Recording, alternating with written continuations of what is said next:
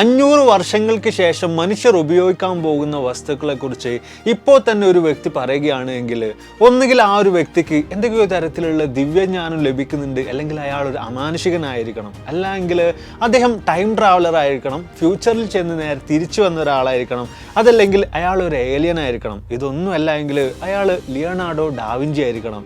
നമ്മൾ ഇന്ന് ഉപയോഗിച്ചുകൊണ്ടിരിക്കുന്ന പല കാര്യങ്ങളും 500 വർഷങ്ങൾക്ക് മുമ്പേ തന്നെ ഡാവിഞ്ചി എന്ന മനുഷ്യൻ കണ്ടെത്തിയിട്ടുണ്ടായിരുന്നു. അത്തരത്തിലുള്ള ചില കാര്യങ്ങളാണ് നമ്മൾ ഇന്ന് നോക്കാൻ പോകുന്നത്. Welcome back to F world. അഫ്ലു ഹിയർ.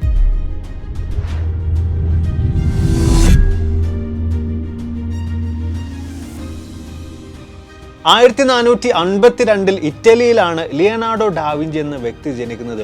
അദ്ദേഹത്തിൻ്റെ പേര് കേൾക്കുമ്പോൾ തന്നെ നമ്മുടെ മനസ്സിലേക്ക് ആദ്യം വരുന്നത് അദ്ദേഹം വരച്ചിട്ടുള്ള മൊണാലിസ എന്ന ചിത്രം തന്നെയാണ്.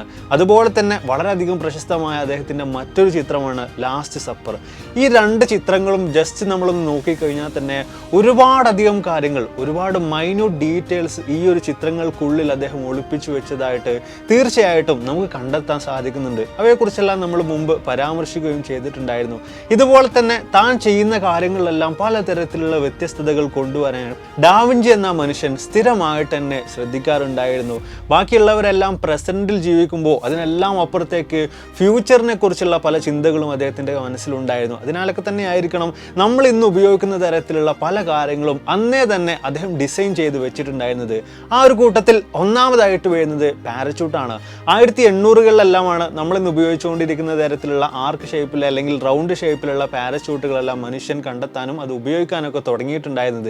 എന്നാൽ അതിനെല്ലാം ഒരുപാട് വർഷങ്ങൾക്ക് മുമ്പേ 1400-കളിൽ തന്നെ ഡാവിഞ്ചി അത്തരത്തിലൊരു പാരച്യൂട്ടിന്റെ ഡിസൈൻ നിർമ്മിച്ചു വെച്ചിട്ടുണ്ടായിരുന്നു. അത് പ്രത്യേകമായ നിലയിൽ ഒരു പിരമിഡ് ഷേപ്പിൽ അല്ലെങ്കിൽ ഒരു ട്രയാങ്കിൾ ഷേപ്പിൽ വുഡൻ ഫ്രെയിമുകളൊക്കെ വെച്ചിട്ട് അതിന് മുകളിൽ സിൽക്ക് അഥവാ പട്ടിന്റെ തുണി വിരിച്ചുകൊണ്ടുള്ള ഒരു നിലയിലാണ് അദ്ദേഹം അന്ന് ഡിസൈൻ ചെയ്ത് വെച്ചിട്ടുണ്ടായിരുന്നത്.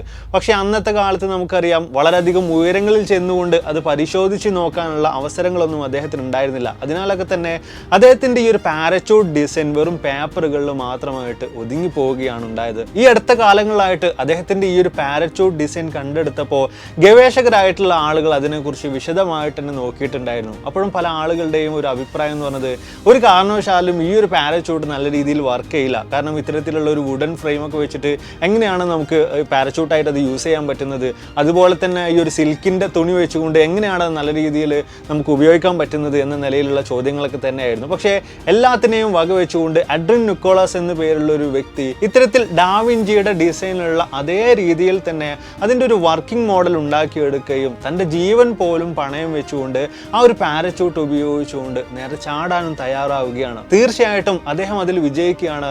അദ്ദേഹം വിചാരിച്ച അതേ രീതിയിൽ തന്നെ വളരെ സുഗമമായിട്ട് തന്നെ ആ ഒരു പാരച്യൂട്ട് ഉപയോഗിച്ചുകൊണ്ട് 1400-ൽ, അതായത് ഏറെക്കുറെ 500-600 വർഷങ്ങൾക്ക് മുമ്പേ ലിയനാർഡോ ഡാവിഞ്ചി എന്ന പേരുള്ള വ്യക്തി ഡിസൈൻ ചെയ്ത് പേപ്പറിൽ മാത്രം ഒതുങ്ങിയിട്ടുണ്ടായിരുന്ന ആ ഒരു പാരച്യൂട്ട് ഉപയോഗിച്ചുകൊണ്ട് ഈ കഴിഞ്ഞ കാലങ്ങളാണ് അദ്ദേഹം ഇത്തരത്തിലുള്ളൊരു ചാട്ടം നടത്തുന്നത്. പക്ഷേ അദ്ദേഹത്തിൻ്റെ അഭിപ്രായ പ്രകാരം തന്നെ അദ്ദേഹം ഇത്രയും കാലം ചാടിയതിൽ വെച്ച് ഏറ്റവും സ്മൂത്ത് ആയിട്ടും ഏറ്റവും സ്റ്റഡി ആയിട്ടൊക്കെ അദ്ദേഹത്തിന് ഉപയോഗിക്കാൻ കഴിഞ്ഞ ഒരു പാരച്യൂട്ട് ഇതാണ് എന്നാണ് അദ്ദേഹം അഭിപ്രായപ്പെടുന്നത്. എങ്ങനെയാണ് അത്രയധികം വർഷങ്ങൾക്ക് മുമ്പേ ഇങ്ങനൊരു പാരച്യൂട്ടിനെ കുറിച്ച് ചിന്തിക്കാനും അതിൻ്റെ ഡിസൈൻ ചെയ്യാനും ഡാവിഞ്ചിക്ക് സാധിച്ചത്? നമ്മുടെ ലിസ്റ്റിൽ രണ്ടാമതായിട്ട് വരുന്നത് ഡാവിഞ്ചി അന്നേ കണ്ടെത്തിയിട്ടുണ്ടായിരുന്ന രണ്ടാമത്തെ കാര്യം ഡൈവിംഗ് സ്യൂട്ടാണ്. ആകാശത്തെക്കുറിച്ച് ചിന്തിച്ചിരുന്ന അതേ രീതിയിൽ തന്നെ കടലിനെക്കുറിച്ചും വെള്ളത്തെക്കുറിച്ചും അതിനടിയിൽ ജീവിക്കുന്നതിനെ കുറിച്ചുമെല്ലാം ഡാവിഞ്ചി അന്നേ ചിന്തിക്കാൻ തുടങ്ങിയിട്ടുണ്ടായിരുന്നു. അങ്ങനെയാണ് വെള്ളത്തിനടിയിൽ കൂടുതൽ സമയം നിൽക്കുന്നതിന് വേണ്ടിയിട്ട് എന്ത് കാര്യം നമുക്ക് ചെയ്യാൻ പറ്റും എന്നതിനെക്കുറിച്ച് അദ്ദേഹം ചിന്തിക്കുന്നതും ഒരു ഡൈവിംഗ് സ്യൂട്ടിലേക്ക് അദ്ദേഹം എത്തിച്ചേരുന്നതും. തല മുതൽ കാൽ വരെ നീണ്ടു കിടക്കുന്ന വലിയൊരു ലെതർ സ്യൂട്ട്, കാഴ്ചയ്ക്ക് വേണ്ടിയിട്ട് അതിനകത്ത് പ്രത്യേകമായിട്ട് മുഖത്തിൻ്റെ ഭാഗത്തായിട്ട് ഗ്ലാസുകൾ ഘടിപ്പിച്ചിട്ടുണ്ടായിരുന്നു. ശ്വസിക്കുന്നതിന് വേണ്ടിയിട്ട് പ്രത്യേകമായിട്ട് ഈ ഒരു ലെതറിൽ തന്നെ കവർ ചെയ്തുകൊണ്ട് പൊതിഞ്ഞുകൊണ്ട് 2 ട്യൂബുകൾ, അതും 2 സ്റ്റീൽ ട്യൂബുകളാണ് ആ ഒരു സ്യൂട്ടിനകത്ത് അദ്ദേഹം കൊടുത്തിട്ടുണ്ടായിരുന്നത്. എന്തിനു വേണ്ടിയാണ് ഇത്തരം ഒരു സ്റ്റീലിൻ്റെ ട്യൂബ് അദ്ദേഹം അതിൽ കൊടുത്തിട്ടുള്ളത്? നമ്മളൊക്കെ സാധാരണ കുളത്തിലും മറ്റൊക്കെ കുളിക്കുന്ന അവസരത്തിൽ വലിയ ആഴത്തിലേക്ക് നമ്മൾ താഴ്ചയിലേക്ക് നമ്മൾ അങ്ങനെ മുങ്ങി പോവുകയാണെങ്കിൽ ഭയങ്കരമായിട്ട് നമുക്ക് ചെവിയൊക്കെ വേദനിക്കാറുണ്ടല്ലേ. അത് വെള്ളത്തിനടിയിലേക്ക് കൂടുതൽ നമ്മൾ പോകുമ്പോൾ പ്രഷർ കൂടുന്നു എന്നൊരു കാര്യം കൊണ്ടാണ് ഇത്തരത്തിൽ സംഭവിക്കുന്നത്. ഇത്തരത്തിൽ തന്നെ താഴ്ചയിലേക്ക് പോകുന്ന അവസരത്തിലും ഈ ഒരു ഡൈവിംഗ് സ്യൂട്ട് ധരിച്ചിട്ടുള്ള വ്യക്തിക്ക് ഈ ഒരു പ്രഷർ കൂടുന്നതിന്റെ ഭാഗമായിട്ട് യാതൊരുവിധ പ്രശ്നങ്ങളും ഉണ്ടാകരുത്, അദ്ദേഹത്തിന് കൃത്യമായി തന്നെ ശ്വസിക്കാൻ കഴിയണം എന്നീ കാര്യങ്ങളൊക്കെ കൊണ്ട് തന്നെയാണ് ഇത്തരം ഒരു സ്റ്റീൽ ട്യൂബ് അദ്ദേഹം കൊടുത്തിട്ടുണ്ടായിരുന്നത്. അപ്പോൾ സ്യൂട്ടിൻ്റെ ബാക്കി കാര്യങ്ങളും അതുപോലെ തന്നെ ശ്വസിക്കാൻ ആവശ്യമായിട്ടുള്ള ട്യൂബ് കാര്യങ്ങളൊക്കെ റെഡിയായി. ഇനി എങ്ങനെയാണ് ഓക്സിജൻ്റെ കാര്യങ്ങൾക്കൊക്കെ എന്താണ് അദ്ദേഹം ചെയ്തിരുന്നത്?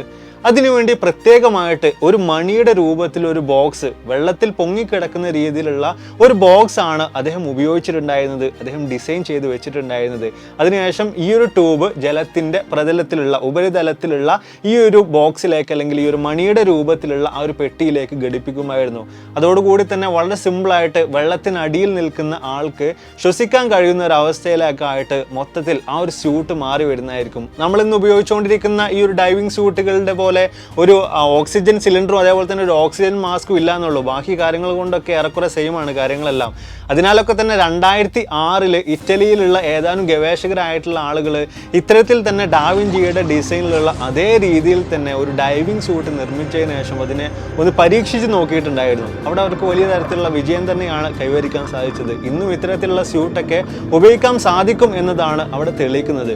അവിടെയും നമുക്ക് കാണാൻ സാധിക്കുന്നത് ഡാവിഞ്ചി എന്ന മനുഷ്യന്റെ ദീർഘവീക്ഷണമാണ്. ഒരാളും വെള്ളത്തെക്കുറിച്ചോ അതിനകത്തേക്ക് പോകുന്നതിനെക്കുറിച്ചോ ഒന്നും ചിന്തിക്കാത്ത ഒരു കാലഘട്ടത്തിൽ 1400-കളിൽ 1500-കളിലൊക്കെ ഇത്തരത്തിലുള്ള ഒരു ഡൈവിംഗ് സ്യൂട്ട് നിർമ്മിച്ചെടുക്കണമെന്നുണ്ടെങ്കിൽ തീർച്ചയായിട്ടും ഡാവിഞ്ചി എന്ന മനുഷ്യന്റെ ചിന്തകൾ വേറെ ലെവലായിരിക്കണം. അതല്ല എങ്കിൽ എവിടെ നിന്നോ അദ്ദേഹത്തിന് എന്തൊക്കെയോ തരത്തിലുള്ള സഹായങ്ങൾ ലഭിച്ചിരിക്കണം. നമ്മുടെ ലിസ്റ്റിൽ മൂന്നാമതായിട്ട് വരുന്നത് മെഷീൻ ഗണ്ണാണ്.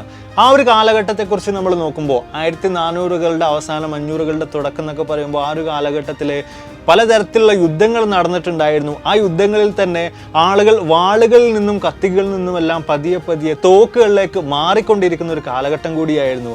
അതിനാലൊക്കെ തന്നെ തോക്കുകളിൽ തന്നെ മികച്ചു നിൽക്കുന്ന തോക്കുകൾ ആരുടെ കയ്യിലാണോ, ഏത് പക്ഷത്തിൻ്റെ കയ്യിലാണോ കൂടുതലുള്ളത് അവർക്കായിരുന്നു അന്നത്തെ കാലത്ത് വലിയ തരത്തിലുള്ള വിജയങ്ങൾ ഉണ്ടായിരുന്നത്.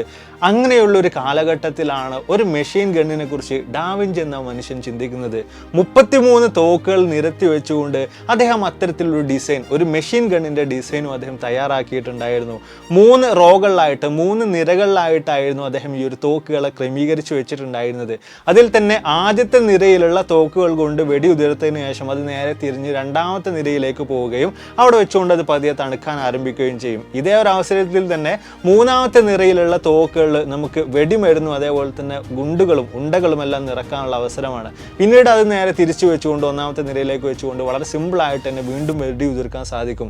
അതൊക്കെ കൊണ്ട് തന്നെ അദ്ദേഹത്തിൻ്റെ ഈ ഒരു ഡിസൈൻ പ്രകാരം 12ഓളം വെടിയുണ്ടകൾ ഒരൊറ്റ സെക്കൻഡിൽ തന്നെ ഉതിർക്കാൻ സാധിക്കുമായിരുന്നു. അതായത് ഇത്തരത്തിൽ അദ്ദേഹത്തിൻ്റെ ഈ ഡിസൈനുള്ള പ്രകാരത്തിലുള്ള 500ഓളം വരുന്ന മെഷീൻ ഗണ്ണുകൾ നിർമ്മിച്ചെടുക്കുകയാണ് എങ്കിൽ, അതെല്ലാം ഒരുമിച്ച് ഉതിർക്കുകയാണെങ്കിൽ ഒരൊറ്റ സെക്കൻഡിൽ തന്നെ 6000 വെടിയുണ്ടകൾ ശത്രുവിന് നേരെ പായിക്കാൻ സാധിക്കുന്നതായിരിക്കും. പക്ഷേ എന്തോ പ്രകൃതി സ്നേഹിയും അതുപോലെ തന്നെ മനുഷ്യ സ്നേഹിയുമായിട്ടുള്ള ലിയനാർഡോ ഡാവിഞ്ചി ഇതൊന്നും അങ്ങനെ കൂടുതൽ പുറത്തു വിട്ടിട്ടുണ്ടായിരുന്നില്ല. ഇതെല്ലാം അദ്ദേഹത്തിൻ്റെ പേപ്പറുകളിൽ അല്ലെങ്കിൽ അദ്ദേഹത്തിൻ്റെ ഡിസൈനുകളിൽ മാത്രമായിട്ട് ഒതുങ്ങി നിന്ന ഒരു കാര്യം കൂടിയായിരുന്നു. അന്നത്തെ കാലത്ത് തന്നെ ഇതെല്ലാം ആളുകൾ കൂടുതൽ തിരിച്ചറിഞ്ഞ് അത് ഉപയോഗിക്കാൻ തുടങ്ങിയിട്ടുണ്ടായിരുന്നെങ്കിൽ വലിയ തരത്തിലുള്ള നാശങ്ങൾ തീർച്ചയായിട്ടും നമ്മുടെ ഒരു ലോകത്ത് ഈ ഒരൊറ്റ ഉപകരണം കൊണ്ട് തന്നെ സംഭവിക്കുമായിരുന്നു. നമ്മളിന്ന് ഉപയോഗിച്ചുകൊണ്ടിരിക്കുന്ന പല മെഷീൻ ഗണ്ണുകളുടെയും ഒരു മുൻഗാമി എന്ന നിലയിലേക്കൊക്കെ വേണമെങ്കിൽ നമുക്ക് ഇതിനെ കണക്കാക്കാവുന്നതുമാണ്. നമ്മുടെ ലിസ്റ്റിൽ 4ാമതായിട്ട് വരുന്നത് റോബോട്ടുകളാണ്. മനുഷ്യരായിട്ടുള്ള നമുക്കൊരിക്കലും നമ്മളെപ്പോലെ തന്നെയുള്ള മനുഷ്യരെ നമ്മുടെ കൈകാലുകൾ ഉപയോഗിച്ചുകൊണ്ട് നമ്മുടെ ബുദ്ധി ഉപയോഗിച്ചുകൊണ്ട് നിർമ്മിച്ചെടുക്കാൻ സാധിക്കില്ല. അതിനെല്ലാം പകരമായിട്ട് നമുക്ക് വേണമെങ്കിൽ യന്ത്രങ്ങളെ പടച്ചെടുക്കാവുന്നതാണ്. പക്ഷേ ഇന്ന് നമ്മൾ നോക്കുകയാണെങ്കിൽ പോലും 100% എഫിഷ്യൻ്റ് ആയിട്ടുള്ള മനുഷ്യരെ പോലെയുള്ള റോബോട്ടുകളെ നിർമ്മിച്ചെടുക്കാൻ നമുക്ക് ഇന്നേ വരെ സാധിച്ചിട്ടില്ല. നമ്മൾ ഈ ഒരു റോബോട്ട് എന്ന കൺസെപ്റ്റിനെ കുറിച്ച് ചിന്തിക്കാൻ തുടങ്ങിയിട്ടും കൂടുതൽ കാലഘട്ടമൊന്നും ആയിട്ടില്ല, കൂടുതൽ കാലമൊന്നും ആയിട്ടില്ല. പക്ഷേ കറണ്ട് എല്ലാം വരുന്നതിന് മുമ്പേ തന്നെ 1400-കളിൽ തന്നെ ഡാവിഞ്ചി എന്ന മനുഷ്യൻ അതിനെക്കുറിച്ച് ചിന്തിച്ചിട്ടുണ്ടായിരുന്നു. അദ്ദേഹം ചില റോബോട്ടുകളെല്ലാം ഡിസൈൻ ചെയ്ത് വെച്ചിട്ടുണ്ടായിരുന്നു. അതും നടക്കുകയും ഇരിക്കുകയും തലതിരിക്കുകയും കൈകൊണ്ട് വേവെയ്യുകയും ഒക്കെ ചെയ്യുന്ന തരത്തിലുള്ള റോബോട്ടുകളെയാണ് അന്നത്തെ കാലത്ത് തന്നെ അദ്ദേഹം ഡിസൈൻ ചെയ്തിട്ടുണ്ടായിരുന്നത്. അതും ചെറിയ തരത്തിലുള്ള സ്പ്രിങ്ങും നട്ടും ബോൾട്ടൊക്കെ വെച്ചുകൊണ്ടായിരുന്നു ഇത്തരത്തിലുള്ളൊരു ഡിസൈൻ അദ്ദേഹം അന്നേ ചെയ്തു വെച്ചിട്ടുണ്ടായിരുന്നത്. 1957 കാലഘട്ടങ്ങളിലാണ് അദ്ദേഹത്തിൻ്റെ ഈ ഒരു ഡിസൈനിനെ കുറിച്ച് പുറം ലോകം അറിയുന്നത്. അതിനുശേഷം ചില ആളുകളെല്ലാം ഇത്തരത്തിലുള്ള റോബോട്ടുകളെ അദ്ദേഹത്തിൻ്റെ ഡിസൈൻ പ്രകാരമുള്ള റോബോട്ടുകളെ നിർമ്മിച്ചെടുക്കുകയൊക്കെ ചെയ്തിട്ടുണ്ടായിരുന്നു. നമ്മുടെ ലിസ്റ്റിൽ ലാസ്റ്റ് ആൻഡ് ഫൈനൽ 5ാമതായിട്ട് വരുന്നത് ഹെലികോപ്റ്ററാണ്. 500 വർഷങ്ങൾക്ക് മുമ്പേ തന്നെ ഡാവിഞ്ചി ഇത്തരത്തിൽ ഹെലികോപ്റ്ററുകളുടെ ഡിസൈൻ നിർമ്മിച്ചിട്ടുണ്ടായിരുന്നു. ഹെലികോപ്റ്ററുകളെ ഡിസൈൻ ചെയ്തിട്ടുണ്ടായിരുന്നു എന്ന് പറഞ്ഞാൽ നിങ്ങൾക്ക് വിശ്വസിക്കാൻ സാധിക്കുമോ? സംഭവം സത്യമാണ്. 1943 കാലഘട്ടങ്ങളിലൊക്കെയാണ് നമ്മളിന്ന് കാണുന്ന നിലയിലേക്കുള്ള ഹെലികോപ്റ്ററുകൾ നമ്മുടെ വായുവിലൂടെ അല്ലെങ്കിൽ നമ്മുടെ ലോകത്തൂടെ അങ്ങോട്ടും ഇങ്ങോട്ടും പറന്ന് നടക്കാൻ ആരംഭിച്ചിട്ടുള്ളത്. ഇത്തരത്തിലുള്ള ഹെലികോപ്റ്ററുകളുടെ മുകൾ ഭാഗത്ത് ഘടിപ്പിച്ചിട്ടുള്ള ഫാന് കറങ്ങുന്നതിൻ്റെ ഭാഗമായിട്ട്, അത് അന്തരീക്ഷത്തിൽ ചെലുത്തുന്ന പ്രഷറിൻ്റെ ഒക്കെ ഭാഗമായിട്ടാണ് ഇത്തരത്തിൽ ഹെലികോപ്റ്ററുകൾ നേരെ വായുവിലേക്ക് അന്തരീക്ഷത്തിലേക്ക് ഉയർന്ന് പൊങ്ങിക്കൊണ്ടിരിക്കുന്നത്. പക്ഷേ 1493 കാലഘട്ടത്തിൽ തന്നെ ഡാവിഞ്ചി ഇത്തരത്തിലുള്ള ഒരു ഹെലികോപ്റ്ററിൻ്റെ ഡിസൈൻ വരഞ്ഞു വെച്ചിട്ടുണ്ടായിരുന്നു. അദ്ദേഹത്തിൻ്റെ ഡിസൈൻ പ്രകാരം നോക്കുമ്പോൾ 4 ആളുകൾക്ക് കയറി നിന്ന് കറക്കാൻ പറ്റുന്ന തരത്തിലുള്ള ഒരു ചക്ക് പോലുള്ള ഒരു ഭാഗം അതിനുണ്ടായിരുന്നു. അതുമായി ബന്ധിപ്പിച്ചിട്ടുള്ള മുകൾ ഭാഗത്തുള്ള ഒരു ഫാന്, ഒരു പ്രത്യേകമായിട്ട് ശീല കൊണ്ട് അല്ലെങ്കിൽ സിൽക്ക് കൊണ്ട് നിർമ്മിച്ചിട്ടുള്ള കവർ ചെയ്തിട്ടുള്ള ഒരു ഫാൻ അതിൻ്റെ മുകൾ ഭാഗത്തുണ്ടായിരുന്നു. അപ്പോൾ വേഗത്തിൽ തന്നെ ആളുകൾ, ഈ 4 ആളുകളും നിന്നുകൊണ്ട് ഈ ചക്ക് പോലുള്ള ഭാഗം തിരിച്ചുകൊണ്ടേ ഇരിക്കുകയാണെങ്കിൽ വേഗത കൂടുന്നതിനനുസരിച്ചിട്ട് ആ ഒരു ഉപകരണം നേരെ മുകളിലേക്ക് പറന്നു പൊങ്ങുന്നതായിരിക്കും. ഇത്തരത്തിലൊരു പ്രത്യേകമായ ഒരു ഡിസൈനിലാണ് അന്നത്തെ കാലത്ത് തന്നെ അദ്ദേഹം ഈ ഒരു ഹെലികോപ്റ്ററിനെ വരച്ചു വെച്ചിട്ടുണ്ടായിരുന്നത്. തീർച്ചയായിട്ടും നമ്മളൊക്കെ ചിന്തിക്കുമ്പോൾ ഭയങ്കരമായിട്ട് നമുക്ക് എല്ലാവർക്കും അത്ഭുതം തോന്നുന്ന ഒരു കാര്യമാണ് അദ്ദേഹത്തിൻ്റെ ഇത്തരത്തിലുള്ള ഡിസൈനുകളെല്ലാം, അദ്ദേഹത്തിൻ്റെ ഇത്തരത്തിലുള്ള പ്രവൃത്തികളെല്ലാം. പക്ഷേ പല ഗവേഷകരും അഭിപ്രായപ്പെടുന്നത് അദ്ദേഹത്തിൻ്റെ ആ ഒരു ഹെലികോപ്റ്റർ ഡിസൈൻ നമ്മൾ നോക്കുകയാണെങ്കിൽ അതിൽ 4 ആളുകൾ കയറി നിൽക്കുന്നതുകൊണ്ടും അത്തരത്തിൽ വലിയൊരു ഫ്രെയിമൊക്കെ അതിന് വേണം എന്നുള്ളതുകൊണ്ടും അത് മരം കൊണ്ടാണ് അദ്ദേഹം ഡിസൈൻ ചെയ്തിട്ടുണ്ടായതെന്നൊക്കെ കാര്യങ്ങളൊക്കെ കൊണ്ട് തന്നെ അത് കൂടുതലും പറക്കാനുള്ള സാധ്യതകളൊന്നുമില്ല എന്നുള്ള നിലക്കുള്ള കാര്യങ്ങളൊക്കെയാണ്. എങ്കിൽ പോലും നിങ്ങൾ ജസ്റ്റ് ഒന്ന് ചിന്തിച്ച് നോക്കൂ, ഒരാളും ഇത്തരത്തിലുള്ള കാര്യങ്ങളെക്കുറിച്ച് ഒന്നും ചിന്തിക്കാത്തൊരു കാലഘട്ടത്തിൽ 500 വർഷങ്ങൾക്ക് ശേഷം നമ്മൾ ഇന്ന് ഉപയോഗിക്കുന്ന തരത്തിലുള്ള വസ്തുക്കളെല്ലാം ഡിസൈൻ ചെയ്ത് വെക്കണമെന്നുണ്ടെങ്കിൽ, അന്നത്തെ കാലത്ത് തന്നെ നിർമ്മിച്ചെടുക്കണമെന്നുണ്ടെങ്കിൽ ഡാവിഞ്ചി എന്ന മനുഷ്യൻ എന്തൊക്കെയോ അദ്ദേഹത്തിൻ്റെ കയ്യിൽ സംതിങ് സ്പെഷ്യൽ ആയിട്ടുണ്ടായിരിക്കണം. ഒന്നുകിൽ അദ്ദേഹം ഒരു ടൈം ട്രാവലർ ആയിരിക്കണം, അല്ലെങ്കിൽ എന്തൊക്കെയോ തരത്തിലുള്ള ദിവ്യജ്ഞാനങ്ങളോ എന്തൊക്കെയോ തരത്തിലുള്ള അമാനുഷിക ശക്തികളോ അദ്ദേഹത്തിനുണ്ടായിരിക്കണം. അതുമല്ല എങ്കിൽ അദ്ദേഹം ഒരു ഏലിയൻ ആയിരിക്കണം. തീർച്ചയായിട്ടും നമുക്ക് പറയുമ്പോൾ ഒരു ഭയങ്കര കൗതുകത്തിന് വേണ്ടിയിട്ട് ഇങ്ങനെയുള്ള കാര്യങ്ങളൊക്കെ പറയാമെങ്കിൽ പോലും അദ്ദേഹം വെറൊരു മനുഷ്യനായിരുന്നു. എന്നിട്ട് പോലും അദ്ദേഹം ഇങ്ങനെയൊക്കെ ചെയ്തു എന്ന് പറയുമ്പോൾ തീർച്ചയായിട്ടും നമുക്കൊക്കെ ഭയങ്കര ഇൻസ്പയറിംഗ് ആയിട്ടുള്ള, ഭയങ്കര അത്ഭുതം തോന്നുന്ന ഒരു വ്യക്തിയായിട്ട് തീർച്ചയായിട്ടും ലിയനാർഡോ ഡാവിഞ്ചി എന്ന വ്യക്തി മാറുന്നുണ്ട്. അപ്പോൾ എന്തായാലും നമ്മുടെ ഒരു വീഡിയോസോടെ വൈൻഡ് അപ്പ് ചെയ്യാണ് വീഡിയോ. തീർച്ചയായും നിങ്ങൾക്ക് ഇഷ്ടപ്പെട്ടാണെന്ന് വിചാരിക്കുന്നു. ഭയങ്കര ഇൻട്രസ്റ്റിംഗ് ആയിട്ടുള്ള കുറച്ച് വിവരങ്ങൾ, കുറച്ച് അറിവുകൾ നിങ്ങൾക്ക് ലഭിച്ചു എന്ന് തന്നെ വിചാരിക്കുന്നു. അപ്പോൾ ഇത്രയും കാര്യങ്ങൾ പറഞ്ഞതിൽ ഏതാണെന്ന് നിങ്ങൾക്ക് വളരെയധികം ഇൻട്രസ്റ്റിംഗ് ആയിട്ട്, ഭയങ്കര അത്ഭുതം തോന്നിയത്, ഭയങ്കര ആശ്ചര്യം തോന്നിയത് എന്നതിനെക്കുറിച്ചൊക്കെ തീർച്ചയായിട്ടും താഴെ ഒന്ന് രേഖപ്പെടുത്തുക. അപ്പോൾ ഇതിൽ നല്ലൊരുപാടധികം വീഡിയോസുകളുമായിട്ട് കണ്ടുവിട്ടാണ് പ്രതീക്ഷയോടെ. ബൈ.